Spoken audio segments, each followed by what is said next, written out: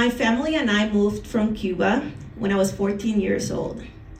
And some people may know a lot of immigrants, some people don't, but let me tell you what it's like.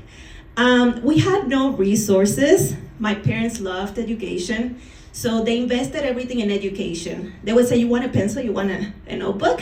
Go crazy at Walmart, here's $50. I would say, hey mom, I want to look cool like the other girls in school. She would be like, no, we don't have money for that. But we were resourceful, and my mom had a friend, her name was Marugenia, and her job was to clean homes of rich people.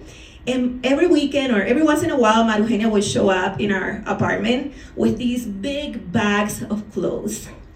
And my mom and I would just go through that, and I would pick out, I have great taste, so I would pick out like really amazing clothes, and that was my high school years. But you know, I had two dreams during those days. I'm an immigrant, no resources, I don't speak English, don't even have money to go buy clothes. But you know what I wanted to do? I wanted to go to Harvard University, and I wanted to be the president of America. It's kind of unconstitutional, but but I had these big dreams, and I worked so hard. I would sleep 3 hours a night. I would study twice as hard. Those books that would probably take somebody like an hour to read, it would take me like all weekend to read, because I was like translating word by word and all that. But I got an interview with Harvard, and I was like, this is it. I made it. Mom, we need to go shopping. This is for school. And my mom said, yeah, let's go. Where do you want to go? Forever 21. So I didn't know any professionals. My mom worked at a warehouse at night. My dad was a mechanic. I had no idea what professional women looked like. So we went to Forever 21, and I bought brown pants. I thought they were boring. So I paired that up with this shirt that was like ruffles and really fun, a gold belt, and very sparkly gold shoes. I looked fabulous, but Harvard was not impressed. The interview was so terrible that I cried for half of it.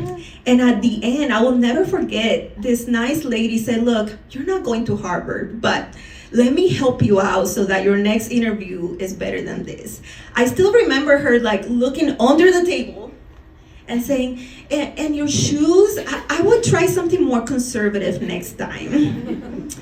So as painful as that day was, because I really wanted to go to Harvard, and I really wanted to become the first immigrant president of America, let me tell you, I was crushed, and I cried at home.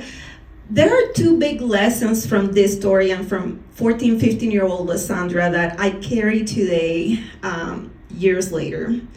Number one, dream big. Dream the impossible dream, because you know what? I did not get into Harvard, but I got into Rice University, which I've been told is the Harvard of the South. I did not become the president of America. It's still unconstitutional. But I researched in my path how to become a politician, and AOL, Yahoo.com told me that politicians are usually lawyers. So I went to law school, and now I'm a lawyer.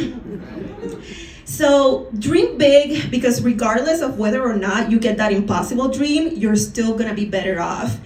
And most importantly, when you don't know what you're doing, just do it every day. Do it anyways. Because even though some days are crushing, and I go home and I cry my eyes out, I know that I'm trying, and I'm trying so hard that I'm getting better, stronger, bigger, and the next day I'm gonna go to my next thing, and I'm gonna be so much better than those people that didn't even try. Thank you so much for having me here today.